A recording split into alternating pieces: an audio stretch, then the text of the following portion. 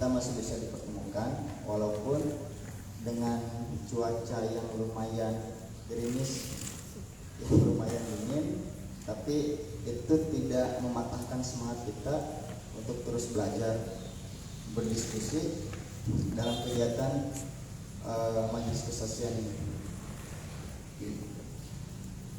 Izinkan saya memperkenalkan diri. Nama saya Indiana Pratama. Saya dari Sangga Buana Institute. Kegiatan majelis kesaksian ini merupakan salah satu agenda kegiatan dari Sangga Buana Institute. Nah, untuk sore hari ini diskusi kita akan bertemakan tentang aktivasi ruang publik di Rangkas Bitung. Untuk itu, ruang pada esensinya tempat manusia hidup dan berpikir, namun tidak semua aktivitas dapat terakomodir karena setiap ruang itu mempunyai dan dibatasi oleh fungsinya masing-masing. Nah, secara gambaran umum, ruang yaitu ruang untuk hidup, ruang manusia hidup. Nah, dalam ruang hidup ini ada klasifikasinya, yaitu ada ruang yang diciptakan atas dasar keinginan dan ada juga ruang yang telah disiapkan atau diciptakan. Nah, salah satunya ini ruang yang telah diciptakan ini seperti fasilitas-fasilitas yang berada di wilayah Rangkas Bitung. Kemudian ruang yang diciptakan atas dasar keinginan sendiri ini ya seperti kayak gini kawan-kawan. Kita membuat ruang belajar, kita membuat ruang berdiskusi, atau kawan-kawan perhimpunan Paskibra Kabupaten Lebak juga tadi di sana membuat ruang untuk berdiskusi kawan-kawan di sana. Mungkin untuk lebih jauhnya pembahasan tentang aktivasi ruang publik di Kabupaten Lebak ini akan disampaikan oleh beberapa narasumber kita. Yang pertama ada Kang Ubay dari Museum Kuntulan Tuli, kemudian ada Bang Ugas dari KPJ, kemudian ada Kak Afrida itu dari Adinda Kabupaten Lebak tahun 2020 ya Kak. Nah, mungkin langsung saja tentang aktivasi ruang publik. Untuk pembicara yang pertama mungkin dari Kang Ubay. Nah Kang, bagaimana ruang publik di Rangkas Bitung, kemudian bagaimana Museum Kuntulan Tuli ini bisa menjadi ruang publik yang ini telah dirasakan dan dimanfaatkan oleh banyak orang. Mungkin langsung saja Kang. Baik, terima kasih Hendri. Selamat sore teman-teman, baik yang ada di pendopo Museum Kuntulan Tuli ini maupun yang menyaksikan secara live di IG-nya Majelis Kesaksian dan Sangga Buana. Assalamualaikum warahmatullahi wabarakatuh. Guys, Afrida, saya memulai dulu ya. Jadi kalau ngobrolnya tentang ruang publik sebenarnya yang lebih paham Kang Ugas, Afrida, kawan-kawan di Rangkas Bitung yang bertahun, bahkan misalnya Kang Ugas berpuluh tahun menghidupkan KPJ, punya ruang di namanya Panggung Revolusi Mental di ONA. Kemudian ada beberapa yang lain. Saya ingin berbicara memulai dari museum dulu aja ya. Nanti teman-teman bisa mengomentari. Nah, kalau aktivasi ruang publik di Lebak saya pikir sangat banyak. Kemudian juga museum adalah salah satunya saja. Dan ini sangat mudah karena museum baru ada tahun 2018, tepatnya 11 Februari 2018. Jauh sebelum itu saya pikir teman-teman yang bergerak di komunitas maupun yang bergerak di sanggar-sanggar baik di kecamatan ataupun di desa-desa itu banyak sekali. Lebak punya 28 kecamatan, artinya kalau satu kecamatan punya satu komunitas saja itu sudah ada 28 komunitas, 28 ruang publik. Bahkan kalau ada sarana prasarana ruang publik di kecamatan itu juga sudah ada 28 kecamatan plus satu di kabupaten. Kita ada alun-alun Rangkas Bitung, bahkan mungkin di setiap kecamatan punya alun-alun sebagai ruang publik, punya pendopo, punya minimal aula, ya aula rapat atau aula terbuka.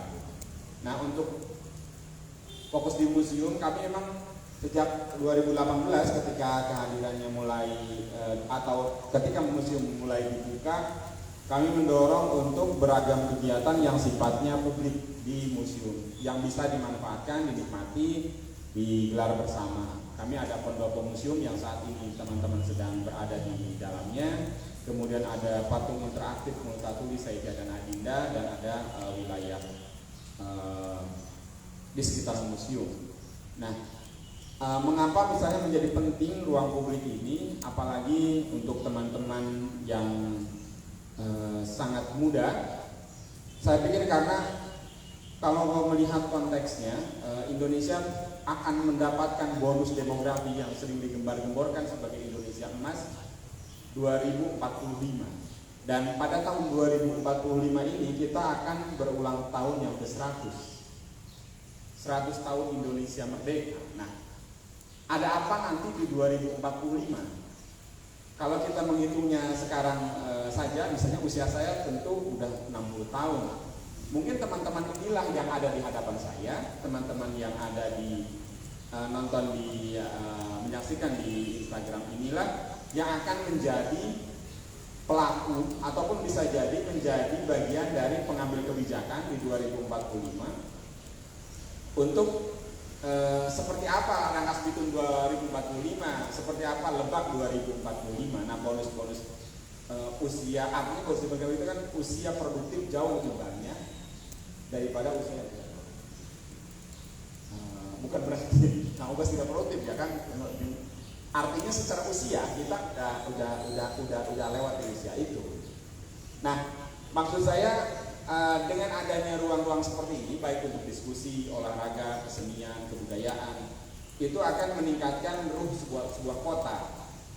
Nah, saya teringat bahwa sebuah kota itu menjadi menarik, punya ruh apabila punya dua hal. Satu, dia punya museum atau galeri. Yang kedua, punya gedung pertunjukan. Entah gedung teater, entah gedung amfiteater, entah galeri, pokoknya ruang pertunjukan. Nah, di kita kalau melihat di Rangkas Bitung atau Lebak, sebenarnya di beberapa tahun terakhir ini menggeliat hidup ruang-ruang publik seperti ini selain museum. Saya biasanya bisa mencontohkan, sekarang ada Plaza Lebak yang dari tanggal 7 sampai 25 bulan ini, April, ini ada kegiatan bazar Ramadan. Ini juga ruang publik. Saya ingat 2017 gitu ya, Plaza Lebak itu. Nah, ini juga belum termanfaatkan dengan maksimal. Artinya belum termanfaatkan itu, belum banyak komunitas yang memanfaatkan plaza untuk beragam aktivitas yang lebih. Nah, yang ketiga, kita ada yang tadi di awal disebutkan, yang sudah dihidupkan oleh teman-teman dari KPJ, Kak Ugas sebagai inisiatornya, yaitu panggung revolusi mental di ONA, di gelanggang generasi muda, GGM. Kalau di Bandung ada GGM, di Rangkas itu juga ada GGM, gelanggang generasi muda di kompleks Stadion Pasir Ona di Rangkas Bitung. Itu juga ruang publik.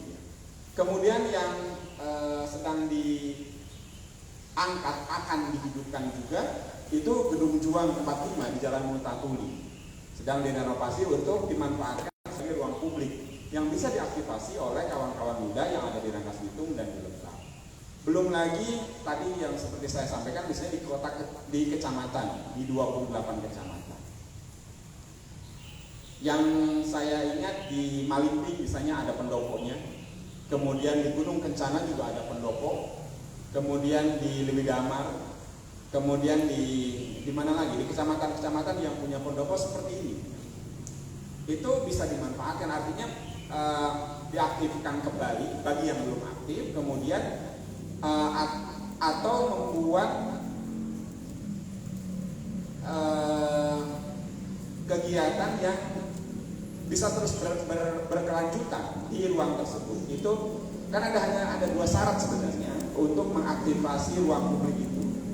Yang pertama ada konsistensi si pengelola. Konsistensi si pengelola artinya kalau di museum tentu aja pengelola museumnya harus konsisten memberikan izin, mempermudah pemanfaatan ruangnya. Kemudian di kami seperti itu. Jadi ada konsultan pengelola yang bisa mendatangkan komunitas atau lembaga atau organisasi untuk memanfaatkan ruang itu. Dan yang kedua ada animo dari masyarakat, ada animo dari lembaga, ada animo dari organisasi. Kalau kitanya konsisten, pengelolanya konsisten, silakan dipakai, tapi animonya tidak ada, juga agak susah. Jadi tidak mau ada yang mau memanfaatkan. Nah itu juga menjadi susah. Atau sebaliknya, banyak yang mau pinjam tapi tidak boleh, dikunci atau tidak konsisten si pengelolanya. Kadang boleh, kadang tidak, kadang ribet, kadang mudah misalnya. Itu juga akan menjadi gangguan. Nah, bagaimana yang baik? Yang baik ya pengelolanya konsisten, memberikan ruang seluas-luasnya bagi komunitas, lembaga ataupun yang mau memanfaatkan ruang itu. Dan yang kedua, ada animo. Ada yang mau memanfaatkan ruang itu. Ya sampai tahun keempat ini alhamdulillah, misalnya di Museum Multatuli kita punya jadwal yang padat. Artinya hari ini ada majelis kesaksian, besok ada teman-teman HIMAS, himpunan mahasiswa sejarah, untuk memanfaatkan pendopo ini. Kemarin teman-teman komunitas fotografi ya, KFI, Komunitas Fotografi Indonesia, misalnya buka puasa, berburu foto, judulnya Motret Sampai Bedug, jilid 2. Nah itu juga bagian dari aktivasi ruang publik. Artinya teman-teman yang memanfaatkan ruang publik di sini bisa dengan mudah, kemudian animonya juga ada. Nah ini di konteks museum, artinya sampai hari ini sejak 11 Februari 2018 Museum Multatuli mencoba mengaktifkan, kalau tadi bahasa moderator juga sama, ada dua ya, bagaimana sebuah lembaga ataupun organisasi ataupun ini bisa hidup. Yang pertama itu by design, artinya didesain untuk hidup, didesain untuk ada yang hadir. Misalnya Museum Multatuli punya festival seni Multatuli setiap tahun, itu kan didesain, programnya dibuat, direncanakan selama setahun sebelumnya, kemudian isinya mau apa, selama sepekan itu mau apa, itu by design, disiapkan rancangan acaranya, pengisinya, penampilnya, tanggalnya mau kapan. Dan kebetulan sejak 2018 Festival Seni Multatuli selalu ada di antara September Oktober. Kalau tahun 2018 di 6 sampai 9 September, 2019 9 sampai 15 September, 2020 karena ada pandemi, dan 2021 kemarin 4 sampai 10 Oktober agak mundur satu pekan. Nah 2021 kita ingin balik lagi ke September. 2022 ini kita ingin balik lagi ke September. Itu yang pertama. Artinya by design, direncanakan sehingga terjadi keramaian di museum. Yang kedua, kami juga punya program misalnya lecture. 2019 kami ada 20 kali lecture, 20 kali seminar seperti yang hari ini, menghadirkan beberapa ahli, ngobrol, diskusi dengan teman-teman muda di Rangkas Bitung. Setiap pertemuannya ada 400 orang yang hadir. 2020 tidak boleh ada kerumunan. 2021 kita punya kegiatan podcast Multatuli. Itu sengaja.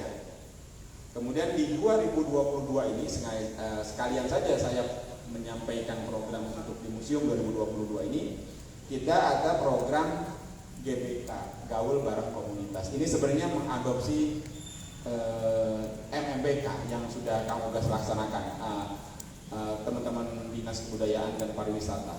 Nah, MMBK malam minggu bareng komunitas. Kami di museum ada namanya Gaul Bareng Komunitas. Dulu sebelum ide GBK ini namanya MTG, Museum Tempat Gaul, cuman agak aneh gitu. Jadi akhirnya pakainya Gaul Bareng Komunitas. Tahun 2022 ini ada 20 kali. Namun memang belum rencananya setelah Lebaran. Kita ada 20 kali kegiatan Gaul Bareng Komunitas. Bisa di Patung, bisa di pendopo ini, bisa di ruang mana saja di sekitaran museum ini. Jadi komunitas-komunitas bisa tampil. Ini sebenarnya kelanjutan dari ketika pandemi kami mengundang 20 narasumber untuk berbicara di podcast. Nah, 2022 sebagian yang punya sanggar, yang punya komunitas kita bisa tampilkan di 2022. Kemudian juga yang kedua punya program namanya 3M. 3M itu menimba, mencipta. Mirip-mirip kegiatan belajar bersama di museum.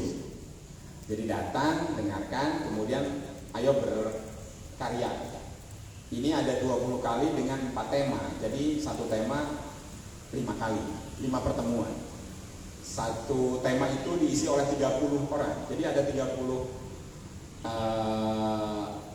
anak muda Rangkas Bitung atau Lebak yang kita ingin belajar di museum selama 5 kali dalam satu tema. Misalnya teater. Dalam 5 pekan itu anak yang sama, pemuda yang sama, sebanyak 30 orang belajar tentang teater 5 kali, 5 pertemuan. Sehingga minimal ada dasar-dasarnya sudah masuk, sudah ada. Kemudian itu tema yang lainnya. Kemudian yang ketiga, tadi yang pertama ada gaul bareng komunitas, kemudian ada 3M, menyimak, menimbang, mencipta. Kemudian juga ada program kami temu pemangku kepentingan. Artinya yang berkepentingan dengan museum kita bertemu di sini. Baik itu organisasi perangkat daerah, kemudian lembaga yang terkait dengan kebudayaan, itu selama 11 kali di tahun 2022 nanti yang sedang berjalan ini.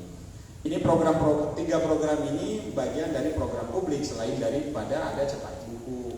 Tahun ini kajian pengaruh massal di dunia, kemudian toponimi kecamatan. Jadi selama pandemi museum itu bikin semacam live IG cuap-cuap ngobrol di Instagram terkait nama-nama kecamatan di Rangkas Bitung. Silsilah namanya. Kenapa namanya Malimpi?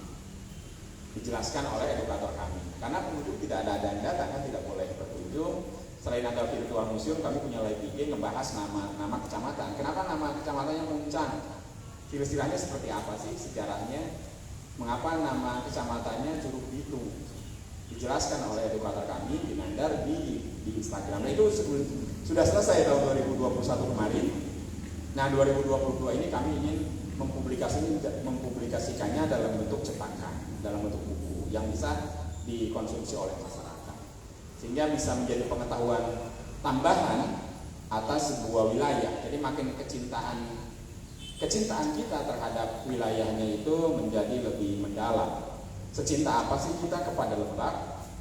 Secinta apa sih kita kepada Rangkas Bitung misalnya, kepada Maja, kepada Citeras, kepada tempat kita dilahirkan? Itu salah satunya adalah dengan mengetahui asal usul atau sejarah atau narasi tempat kita dilahirkan itu. Nah, itu 3 program di museum, 3 program publik di museum yang akan dilaksanakan di 2022. Selain ada kajian, tentu saja ada terkait koleksi. Nah, jadi yang itu selain festival, kemudian museumnya, kemudian juga yang kedua selain yang by design sengaja dibuat, yang kedua adalah infiltrasi. Iya, ada keinginan. Jadi infiltrasi ini seperti ini sebenarnya. Teman-teman Sangga Buana Institute mengajukan kepada kami untuk memakai pendopo setiap Jumat. Artinya ini juga by design, tapi bukan museum yang mendesainnya, tapi teman-teman dari luar. Jadi kami diinfiltrasi, dimasuki, gitu.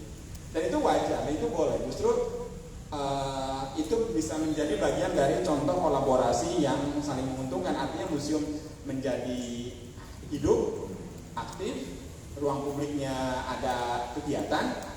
Teman-teman yang dari luar juga bisa mempengaruhi yang lain untuk memanfaatkan hal seperti ini. Jadi saya pikir itu dua strategi bagaimana Museum Multatuli membuka ruang aktivasi bagi teman-teman di Lebak, Rangkas dan sekitarnya. Nah,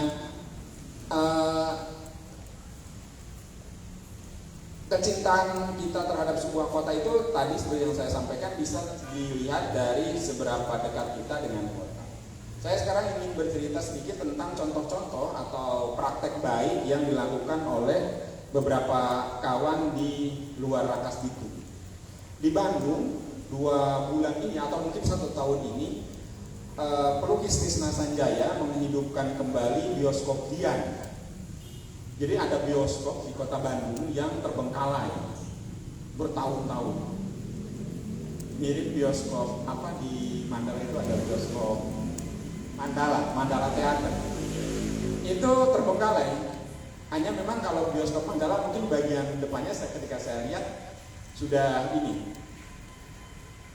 tidak ada. Kalau bioskop yang di Bandung itu masih utuh. Jadi bocor-bocor wajar. Jadi itu diaktifasi oleh seniman Tisna Sanjaya dan mengundang teman-teman ITB untuk memanfaatkannya. Jadi kebetulan Kang Tisna ini dosen seni rupa di FSRD ITB dan teman-teman dari ITB memanfaatkan melalui bioskop Dian ini. Nah, sininya lewat dulu. Kawan-kawan, kita tetap fokus ya.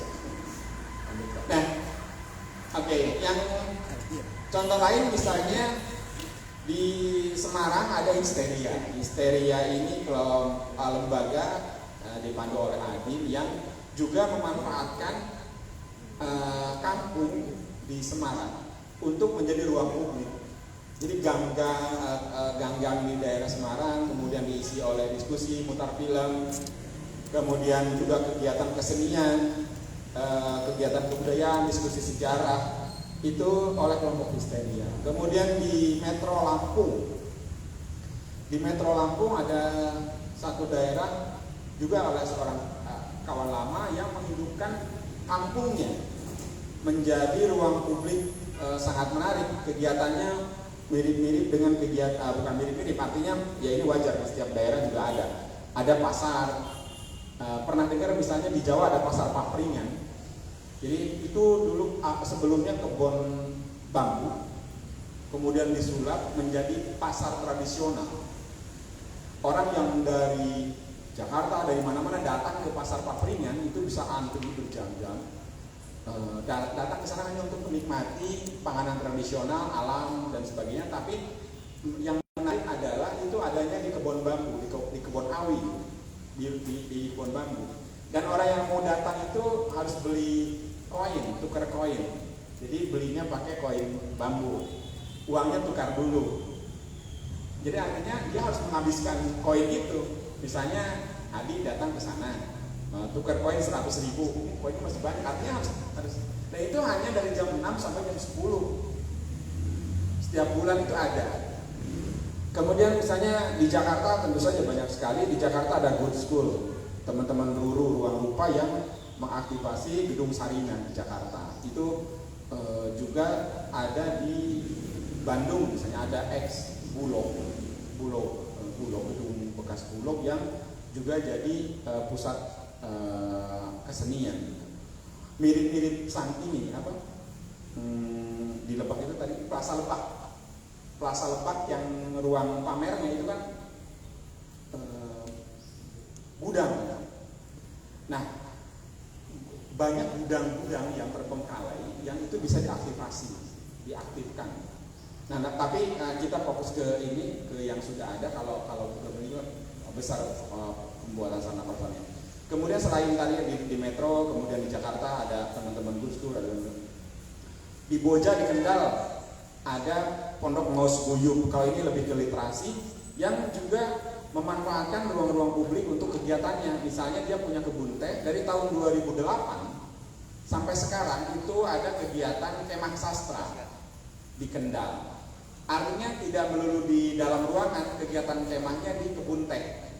Jadi selama 2 malam teman-teman yang hadir, yang datang ke Guyub, ke Kendal itu bisa beraktivitas di kebun teh. Kemudian pasar. Yang menarik contoh pasar ini sebenarnya Pasar Santa di Jakarta awalnya Pasar Santa sepi, kemudian ada satu kios kopi yang itu menjadi tempat nongkrong anak-anak muda. Akhirnya menjadi ramai si Pasar Santa, karena selain jualan kopi, banyak kegiatan yang terkait sastra di sana. Ada bedah buku, ada launching antologi puisi, ada bedah karya, pokoknya yang terkait dengan sastra, kesenian, berbudayaan bisa di tempat itu, sehingga pasar menjadi ramai. Nah, saya pikir itu beberapa contoh yang tentu saja di Rangkas Bitung banyak sekali contoh juga komunitas-komunitas yang ada atau lembaga. Ada kedai proses di STKIP Setiabudi Rangkas Bitung dengan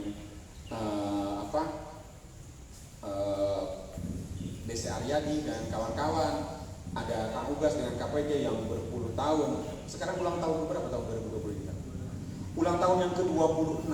Artinya sudah 26 tahun Kang Ugas konsisten menghidupkan atmosfer atau semangat atau api kebudayaan berkesenian di Rangkas Bitung, di Lebak. Tidak hanya di musik semata, tapi ada di literasi, ada di kegiatan sosial, keagamaan, dan lain sebagainya. Kemudian yang juga sedang berlangsung saat ini di komunitas Burian, di Warung Gunung yang diampu oleh Kang Dede Majid. Kemudian saya pikir di Muncang ada teman-teman sastra, komunitas literasi juga, Koleang, ya, komunitas literasi namanya Koleang. Siapa namanya? Jihad. Sebelumnya secara pribadi saya juga di Sobang menghidupkan Taman Baca Multatuli sebelum ada Museum Multatuli sejak 2009 dan sampai sekarang diampu oleh Aliuddin, alumni STKIP yang sekarang bergiat di Sobang. Kemudian di Sobang juga ada Cirompang yang punya Taman Baca Pondok Ilmu kalau nggak salah ya. Kemudian di Warung Gunung ada, di Rangkas Bitung ada Lebak Membara dengan Kang Randy Aminuddin. Kemudian masih di Rangkas Bitung ada Mama Imas dengan Putra Panglipur. Jadi banyak sekali lembaga atau komunitas yang ada di Kabupaten Lebak. Ya kalau dijejerkan mungkin ada 100 lebih sanggar, komunitas. Kemudian banyak juga perguruan silat yang di Rangkas Bitung banyak sekali. Hampir mungkin di setiap kecamatan punya padepokan silat di Rangkas Bitung itu. Yang baik yang tergabung dengan silat lomba, namanya IPSI atau saya kurang paham. Kemudian yang satu lagi lebih ke keseniannya, lebih ke silat untuk kebutuhan bela diri. Nah, itu saja saya pikir yang ingin saya sampaikan. Jadi yang pertama bahwa kegiatan atau aktivasi ruang publik bisa dilaksanakan dengan harmonis apabila ada dua hal. Yang pertama, konsistensi si pengelola memberikan izin, kemudahan, fasilitas yang ada. Yang kedua, ada animo dari pihak luar, dari masyarakat, dari pengguna, dari lembaga, dari organisasi yang ingin memanfaatkan ruang itu. Kemudian bagaimana memanfaatkan ruang itu sendiri, mengaktifasi, ada dua cara. Yang pertama by design, sengaja si pemilik ruang itu membuat kegiatan, atau secara infiltrasi. Artinya orang luar ingin memanfaatkan kegiatan di sana. Nah, di Rangkas Bitung banyak sekali ruang publik dan saya mengundang secara pribadi, baik secara organisasi Museum Multatuli untuk memanfaatkan ruang-ruang di sini. Ada pernah Ananda Sukarlan misalnya main opera di patung Multatuli. Kemudian kamu guys pernah konser 15 lagu di patung Multatuli tahun 2018. Saya bahkan sempat berpikir mungkin ke depan harus diulang konser atau tribut gitu ya, bikin kegiatan-kegiatan yang sifatnya kita memberikan apresiasi. Penghargaan itu kan tidak hanya berbentuk uang ya. Pembinaan itu tidak selalu berbentuk uang, tapi membuka ruang juga bagian dari apresiasi. Jadi artinya teman-teman yang sudah bergiat lama di Rangkas Bitung, di Lebak, punya karya yang monumental bisa kita tribut, kita berikan penghargaan dan ditampilkan dan disaksikan oleh banyak orang, kemudian memberikan apresiasi untuk mereka-mereka itu. Kita tahun lalu kehilangan Maija, seniman ubruk dari Sobang. Nah, kemudian tahun sebelumnya kehilangan emak siapa namanya saya yang Karinding dari Cibadak. Nah, saya belum tahu misalnya bagaimana keberlangsungan kesenian belum saman di Banjarsari yang tinggal satu-satunya di Kabupaten Lebak. 2019 kami tampilkan di festival, namun 2 tahun terakhir ini ya itulah kelalaian kami, salah satu tidak kembali. Itu saja yang ingin saya sampaikan. Terima kasih teman-teman yang sudah hadir di Pendopo Museum ataupun teman-teman yang mengikuti di live Instagram. Assalamualaikum warahmatullahi wabarakatuh. Waalaikumsalam warahmatullahi wabarakatuh. Kemudian berbicara tentang aktivasi ruang publik, nah benar yang dikatakan tadi bahwasanya KPJ itu salah satu komunitas yang telah mengaktifasi ruang-ruang publik di wilayah Rangkas Bitung. Kemudian untuk Bang Ugas, bagaimana pengalaman Bang Ugas atau KPJ yang telah memanfaatkan ruang publik di Rangkas Bitung? Dalam perjalanannya kan pasti ada lika-liku atau tantangan dan hambatannya. Bisa mungkin Bang Ugas diceritakan kepada kami, disampaikan. Terima kasih. Tentang pengalaman bagaimana memanfaatkan ruang publik di Rangkas Bitung dan tantangannya itu. Bismillahirrahmanirrahim. Assalamualaikum warahmatullahi wabarakatuh. Waalaikumsalam warahmatullahi wabarakatuh. Teman-teman yang ada di sini semua, semoga sehat terus. Juga sekarang live di IG ya, di Yayasan Buana. Kalau saya kan sebagai pelaku di tatanan kegiatan dan istilahnya, tidak hanya seni budaya, tapi merambat ke beberapa kegiatan-kegiatan yang menurut kita itu bermanfaat buat orang, buat masyarakat. Kunciannya kan kalau kita berkegiatan, kegiatan kita ini bermanfaat nggak buat orang banyak atau minimal orang sekitar.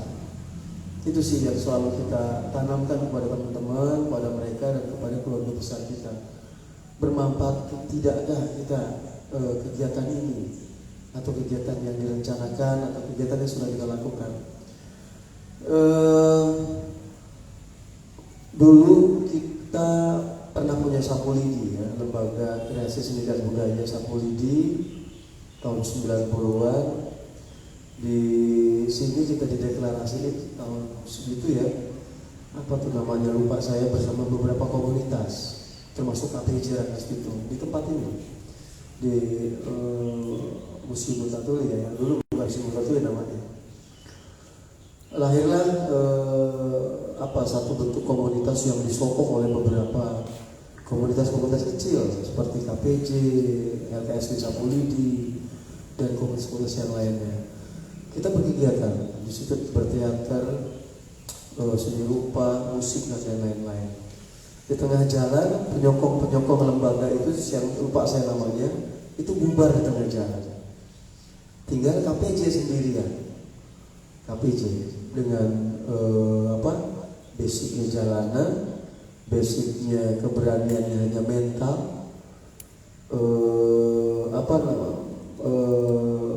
kesenian atau apapun namanya itu hanya otodidak yang disandang, yang dilakukan dan dibekali. Nah itu berjalan sampai sekarang alhamdulillah. Berpijaknya itu tadi bahwa kegiatan kita itu bermanfaat tidak untuk orang banyak.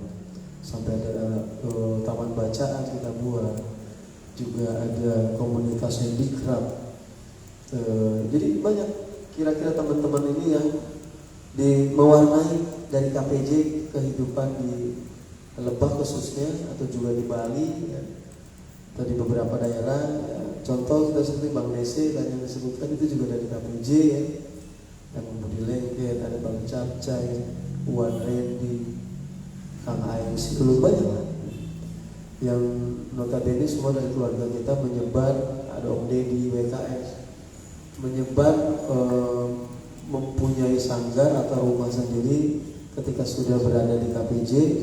Mereka mempunyai kantong-kantong kebudayaan, kantong-kantong sanggar sendiri.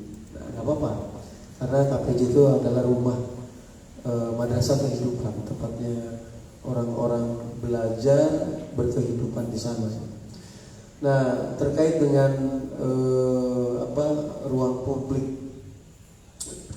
sebenarnya mengalir ya. Ada beberapa tempat-tempat yang dulu itu ada yang namanya sampai sekarang juga Gedung Juang, Gedung Juang jadi primadona komunitas atau orang-orang yang hendak berkegiatan itu memakai atau menggunakan Gedung Juang.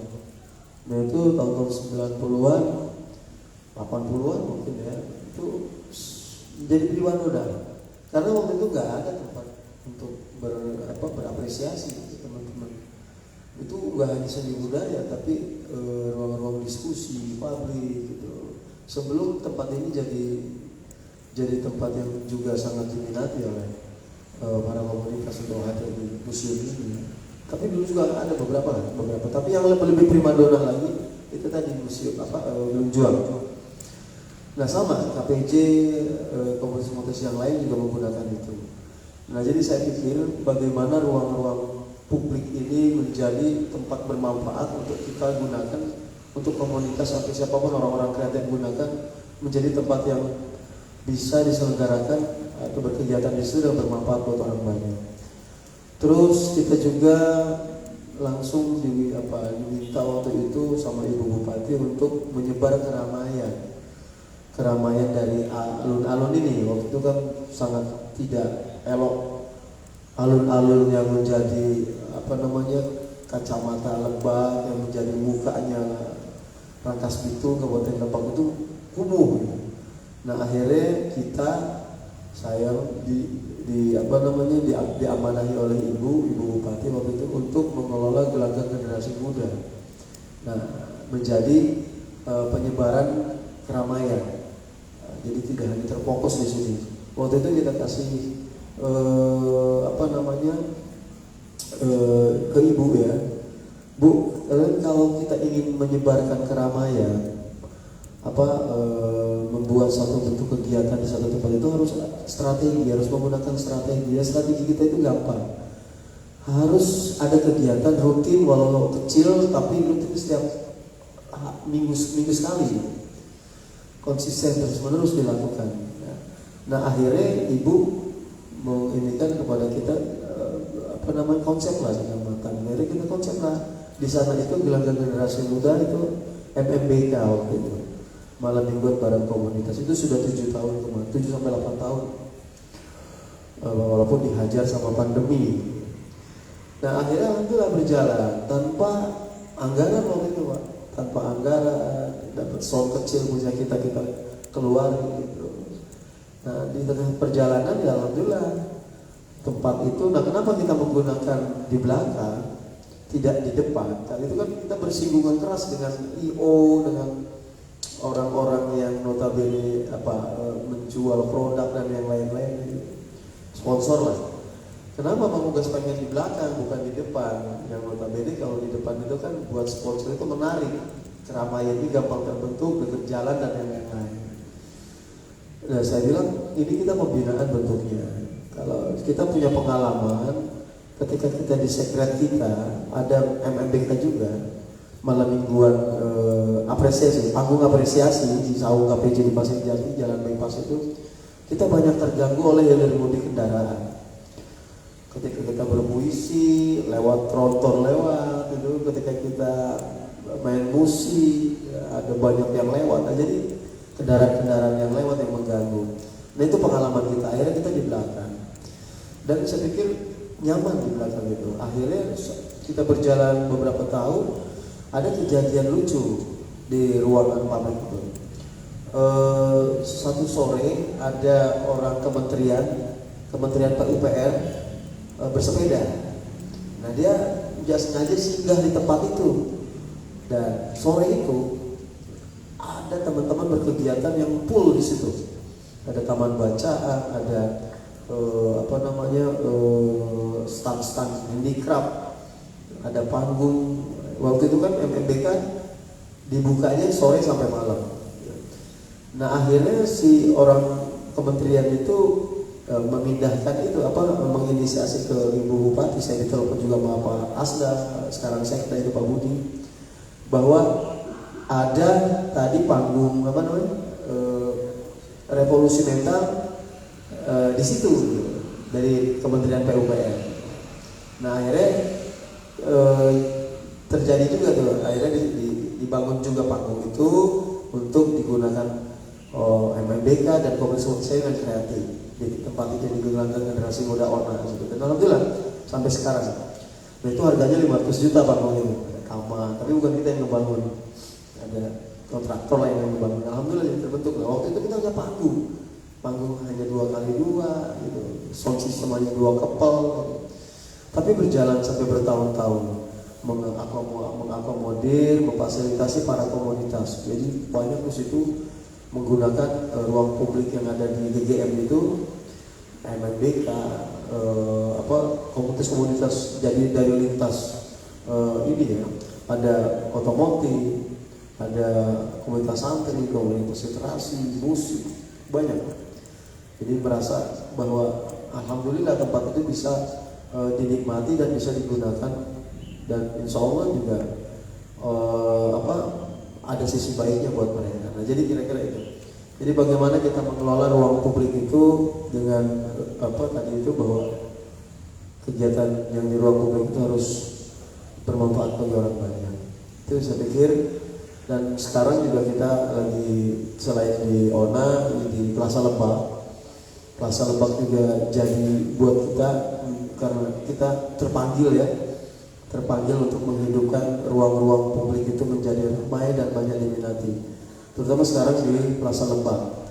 Kita insya Allah, kita kan 20 hari di sana. Ya, sebelum itu juga kita membackup Pasar Tani, ya Pasar Tani beberapa bulan di sana, setiap Jumat. Itu juga memberikan masukan, memberikan support seni budaya di tempat itu. Dan insya Allah setelah Lebaran ini kita juga akan menginisiasi tempat itu juga akan weekend di situ, ada Jumat, Sabtu, Minggu. Jadi kegiatannya di pasar di Lebak Plaza itu juga ada beberapa kegiatan yang insya Allah bisa bermanfaat buat orang banyak. Nah jadi intinya bagaimana kita sebagai pelaku, orang yang notabene harus ada care kepada Lebak, kepada komunitas, kepada ya kebaikan itu, kebaikan ya, kebermanfaatan tadi. Nah saya pikir itu, kalau banyak orang-orang, ada beberapa atau banyak orang-orang yang care-nya tinggi, kepedulian tinggi terhadap yang tadi kita sebutkan, insya Allah. Ya, jadi banyak memfasilitasi, banyak berbuat juga, dan banyak meng-hire atau mengumpulkan komunitas yang kreatif tadi di beberapa tempat ruang publik. Nah saya pikir itu kalau yang tadi disebutkan oleh Pak Ubay, bagaimana museum itu banyak kegiatannya ya alhamdulillah kan, itu kan ditopang sama APBD ya, alhamdulillah banyak teman-teman juga banyak tertarik di sini. Nah bagaimana kita nih teman-teman yang ada di lapangan seperti kita KPJ yang tidak ditopang oleh APBD. Nah itu clue-nya itu kira-kira. Bagaimana satu komunitas bisa mengembangkan ruang publik menjadi kebermanfaatannya tinggi kepada masyarakat, ramai dikunjungi tanpa didukung oleh APBD. Itu yang hebat saya pikir. Moga-moga bisa menginisiasi teman-teman. Kita tidak hanya terpaku sama APBD, anggaran dari pemerintah, yang saya pikir anak TK juga bisa menyelenggarakan kalau ada APBD-nya saya pikir. Nah ini yang paling sulit ketika tidak ada APBD, swadaya, seperti KPJ itu kan ada swadaya. Bagaimana menghidupkan tadi dengan swadaya, dengan apa yang kita punya, usaha-usaha pakai sound system gitu, kayak sound system, sablon, niaga, yang lain-lain. Untungan itu untuk kegiatan-kegiatan yang kita lakukan untuk menghidupkan, meramaikan ruang-ruang publik yang tadi kita sebutkan. Itu saya pikir teman-teman, jadi moga-moga pengalaman kita selama puluhan tahun ini juga bisa menjadi motivasi buat adik-adik atau teman-teman yang lain untuk menghidupkan, melihat ruang publik menjadi kebermanfaatannya tinggi untuk masyarakat, termasuk untuk komunitas kita sendiri, untuk masyarakat, dan untuk Lebak, Banten khususnya. Itu aja, terima kasih. Ya. Terima kasih Bang. Bang, tapi sedikit memang ya, di perjalanan KPJ untuk konsistensi sampai saat ini itu kan pasti menuai tantangan dan hambatan yang benar. Kemudian kadang juga apa yang kita harapkan atau apa yang kita rencanakan itu nggak sesuai ekspektasi ya Bang. Nah mungkin ada motivasikah atau gimana sih caranya agar teman-teman yang berkeinginan itu tetap termotivasi gitu, tetap berkeinginannya, jadi nggak hilang semangat gitu Bang. Gimana itu Bang? Gitu ya. Kalau kita sih mengalir aja. Kalau nongkrongnya tahun 80-an ya, udah waktu SMA tahun 88 udah mulai ngamen tuh. Jadi, nah akhirnya sampai sekarang nongkrong berarti 30 tahunan lebih lagi kan, ada di Lebak. Nah kalau KPJ-nya itu tahun 96, jadi 26 tahun sampai sekarang. Konsistensi ya. Jadi gini, saya ngomong ke teman-teman atau ke komunitas yang lain. Jadi nggak tahu kuncinya ini, ada kegiatan rutin bertahun-tahun yang kita lakukan dalam 1 minggu sekali, yaitu pengajian malam Jumatan. Itu kira-kira. Walaupun isi dari kegiatan agamanya itu hanya 30%, selebihnya silaturahmi mingguan, koordinasi, transparansi, diskusi, gitu. Dan alhamdulillah kegiatan itu sudah 26 tahun kita lakukan. Akhirnya beberapa tahun kemarin kita berpikir, oh kenapa yang menjadi daya tahan kita itu apa? Oh ternyata kegiatan ini, kegiatan pengajian ini yang di tengah diskusinya melahirkan beberapa kegiatan-kegiatan yang lain. Termasuk tadi contoh kecilnya taman bacaan MMBK itu lahir dari pengajian malam Jumatan. Kita baca Yasin, doain orang tua kita yang sudah nggak ada, teman-teman yang ada di luar, sholawat. Kalau seperti itu, jadi kalau ngomong-ngomong itu, seluruh kiai di Kabupaten Lebak ini pernah singgah di pengajian kita. Ya, kita nggak bisa sebutkan satu persatu, banyak. Jadi alhamdulillah. Nah jadi ternyata itu ada kekuatan daya tahan untuk komunitas, untuk teman-teman itu ada di silaturahmi yang 1 minggu. Jadi keikat gitu. Nah, jadi keikat dalam satu silaturahmi rutinitas seminggu sekali. Kira-kira itu yang bisa membuat daya tahan perkembangan komunitas dan kegiatan-kegiatan yang lainnya bisa terus-menerus konsisten dilakukan. Termasuk bagaimana di ruang publik tadi dengan niat, awal niatnya aja kita melakukan kegiatan kita harus bermanfaat. Kira-kira itu. Makanya kalau beberapa kegiatan-kegiatan yang kita inisiasi, yang kita lakukan itu selalu ada beberapa ini di situ, seperti taman bacaan. Nah, di Plaza Lebak kita ada pojok taman bacaan. Jadi kita sangat ini sekali ketika anak-anak ibu-ibunya belanja, anak-anaknya baca buku di situ, ini kita rasa senang. Dan itu bermanfaatan. Tidak hanya musik saja menghibur, walaupun itu bermanfaat, menghibur orang banyak. Tapi ada seperti lukisan, kita juga menggelar karya lukisan. Nah, ya, jadi itulah ada beberapa trik-trik bagaimana kita bisa berdaya tahan dan konsisten terus-menerus dilakukan. Baik Bang, makasih Bang. Ya mungkin secara ininya bergerak atas dasar kemanfaatan ya Bang ya. Kemudian atas dasar keinginan sendiri dan keikhlasan, mungkin seperti itu Bang. Ikhlas. Jadi kita bergerak itu ya kita ikhlas bergerak, ikhlas datang lah, minimal berkumpul. Iya.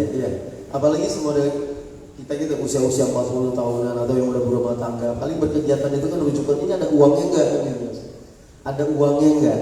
Ya kita nggak pernah bergerak ke situ. Kita yakin, kita yang diajarin sama kita ini berkegiatan aja dulu yang bermanfaat. Rezeki itu pasti ada di depan. Dan itu sudah kita alami dari bertahun-tahun. Ketika kita berkegiatan tanpa pamrih, keluhnya itu tadi bagaimana kita ada kebermanfaatan buat orang banyak, rezeki pasti ada di depan. Dari berbagai sudut rezeki itu datang. Kira-kira itu. Terima kasih Bang Gas. Kemudian tentang pengaktifasian ruang publik di wilayah wilayah Rangkas Bitung ini tidak terlepas dari peran pemuda mungkin. Nah, untuk Kak Afida, bagaimana sih pandangan anak muda dengan ruang publik yang hari ini di Rangkas Bitung, Kak? Seperti itu, Kak. Baik, terima kasih atas kesempatannya. Sebelumnya saya berterima kasih sudah diundang oleh Sanggulbola Institute untuk acara diskusi kali ini. Tentu saja kita ketahui bahwa di Rangkas Bitung ini banyak sekali ruang publik yang telah tersedia, dan pemerintah telah menyediakan banyak sekali beragam ruang publik ini, dan kita sebagai generasi muda, sebagai anak-anak muda saat ini harusnya memanfaatkan ruang publik yang ada. Contohnya seperti Museum Multatuli ini, kita udah nggak asing lah sama Museum Multatuli. Banyak sekali kegiatan yang diadakan di sini, mau itu kegiatan kecil maupun kegiatan besar, entah itu kegiatan personal maupun komunitas-komunitas yang sudah ada. Dan seharusnya balik lagi seperti yang tadi dijelaskan oleh Pak Ubay dan juga Bang Ugas ini, bahwa kita perlu menanamkan kesadaran bahwa kita harus mencintai kota kita sendiri, harus mencintai apa yang ada di dalam kota kita sendiri, dan salah satunya adalah ruang-ruang publik ini yang telah tersedia banyak sekali, dan harusnya kita memanfaatkannya dan mengaktifasikan ruang publik ini. Salah satunya seperti teman-teman ini punya komunitas. Kalian bisa mengadakan sebuah kegiatan diskusi maupun seperti nongkrong-nongkrong santai di beberapa ruang publik yang sudah disediakan, dan pemanfaatannya di saat kalian nongkrong-nongkrong santai ini, kalian juga melakukan diskusi atau obrolan yang memiliki tujuan, obrolan yang memiliki hasil, ataupun kalian bisa menuangkan kreativitas kalian dari kegiatan yang kalian adakan di ruang publik ini. Dan seperti saya ini, kebetulan saya dari komunitas atau organisasi Seija Adinda Kabupaten Lebak, dan di mana bahwa Seija Adinda Kabupaten Lebak ini seperti yang kita tahu dan mungkin kebanyakan orang tahu, bahwa tugasnya hanya mempromosikan pariwisata atau tempat-tempat wisata yang ada di Kabupaten Lebak. Tentu saja stigma itu sudah melekat di hati masyarakat bahwa seorang duta pariwisata hanya bisa mempromosikan, seorang duta pariwisata hanya bisa bepergian ke satu tempat atau ke beberapa tempat destinasi wisata saja. Tapi saya ingin meluruskan stigma di masyarakat atau anak-anak muda Kabupaten Lebak ini, bahwa Paguyuban Seija Adinda pun sejauh ini telah ikut serta dalam mengaktifasi ruang publik yang ada di Kabupaten Lebak. Salah satunya dengan melakukan kegiatan-kegiatan sosial dan juga acara-acara diskusi di beberapa ruang publik yang telah tersedia di sini. Dan selain ruang publik terbuka seperti ini, Seija Adinda pun memanfaatkan platform sosial media, Pak. Jadi di mana bahwa anak muda saat ini mungkin kurang ketertarikannya untuk melakukan diskusi secara langsung. Mungkin itu karena mager, atau mungkin karena biasanya anak-anak muda saat ini bilangnya kayak lagi nggak punya uang nih, jadi malas keluar gitu. Nah, jadi Seija Adinda ini memanfaatkan platform sosial media sebagai salah satu ruang publik untuk mengedukasi dan juga memberikan informasi-informasi, Pak. Jadi di platform sosial media ini salah satunya di Instagram Seija Adinda Kabupaten Lebak ini sering mengadakan kegiatan Sanda Talks. Di mana Sanda Talks ini salah satu kegiatan di mana masyarakat atau anak-anak muda bisa memberikan pendapat, saran maupun keluh kesah kalian kepada kami paguyuban tentang bagaimana sih kota Rangkas Bitung ini, bagaimana sih perkembangan Kabupaten Lebak ini, dan mungkin di antara kalian masih belum tahu nih ruang publik apa saja yang bisa kami datangi, atau ruang publik apa saja yang bisa kami manfaatkan untuk komunitas kami bisa melakukan kegiatan atau menciptakan sebuah hasil karya atau kreativitas. Nah, di sini Sanda Talks sering mengundang narasumber-narasumber yang expert di bidangnya, dan juga mengangkat isu-isu terkini, isu-isu di kalangan anak muda ini, terutama di kota Rangkas Bitung ini. Jadi kalian bisa memberikan pertanyaan sekaligus kritik maupun saran kepada Paguyuban Seija Adinda mengenai bagaimana sih kota Rangkas Bitung ini, bagaimana sih kekurangan dari kota Rangkas Bitung ini, dan apa yang seharusnya dikerjakan kita sebagai anak muda untuk mensupport kota Rangkas Bitung ini agar menjadi lebih baik ke depannya dan tidak tertinggal dari kota-kota lain. Karena desa pun Kabupaten Lebak, khususnya Kota Rangkas Bitung ini sudah maju sangat pesat, ya Pak. Jadi dari pemanfaatan ruang publik dan juga tempat-tempat di mana anak muda bisa melakukan kegiatan berkumpul yang bermanfaat, kegiatan-kegiatan positif. Jadi peran kita sebagai anak muda itu harus lebih sadar lagi, lebih care. Bagaimana kita harus memanfaatkan setiap kegiatan positif kita agar menghasilkan sebuah karya. Nah, seperti yang dijelaskan oleh Pak Ubay tadi, bahwa pemerintah menyediakan ruang publik seperti ini itu juga untuk mendorong masyarakat agar lebih maju lagi, agar lebih memiliki hasil karya atau kreativitas dari apa yang ada di benaknya. Jadi bukan hanya kita berkumpul-kumpul kayak gini, tapi kita tidak punya tujuan. Kita hanya menghambur-hamburkan waktu, hanya menghambur-hamburkan uang. Tapi dengan kita memanfaatkan waktu seperti ini, diharapkan kita bisa memberikan informasi-informasi penting antara satu sama lainnya, dan juga menghasilkan sebuah hasil karya yang kreatif, di mana itu bisa menjadi pendorong kemajuan diri sendiri maupun lingkungan sekitar kita. Begitu Pak. Sangat jelas mungkin yang pemaparan dari Afrida ini. Afrida. Kemudian untuk selanjutnya ada sesi tanya jawab. Mungkin teman-teman yang di Instagram bisa juga memberikan pertanyaan lewat komentar. Kemudian teman-teman atau kawan-kawan yang ada di Museum Multatuli ini bisa juga bertanya. Mangga untuk waktu ini ada yang bertanya nggak?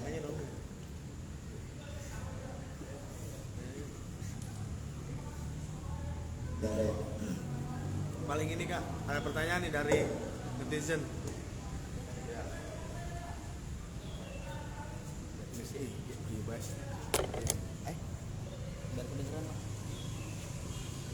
Nah, ini ada dari Rindu Senja. Satu. Yang nanya katanya, apa sih pentingnya bagi anak muda untuk mengaktifasi ruang publik? Kira-kira begitu tuh pertanyaannya. Mungkin kenapa sih anak muda mesti mengaktifasi ruang publik? Kira-kira gitulah.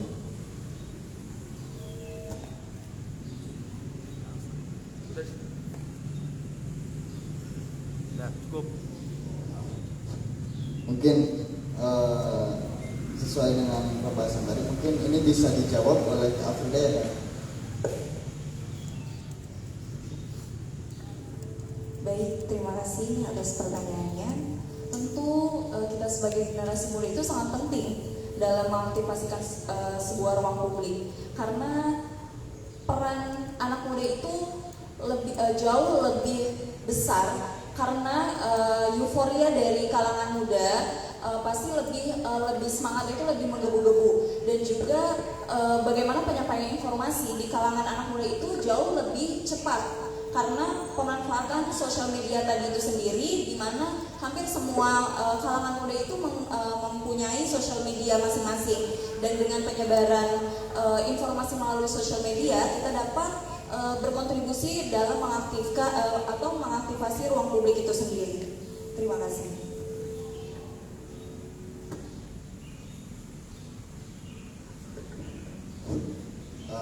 Karena waktu yang sudah Enggak, itu coba tambahan aja dari Kak Ubay mungkin. Iya, karena waktu yang sudah sore, mungkin ada closing statement Kak dari Pak Ubay, dari Kang Ugas, kemudian dari Kak Afrida. Iya, saya closing statementnya sekaligus yang tadi dari siapa, Rindu Senja aja ya. Jadi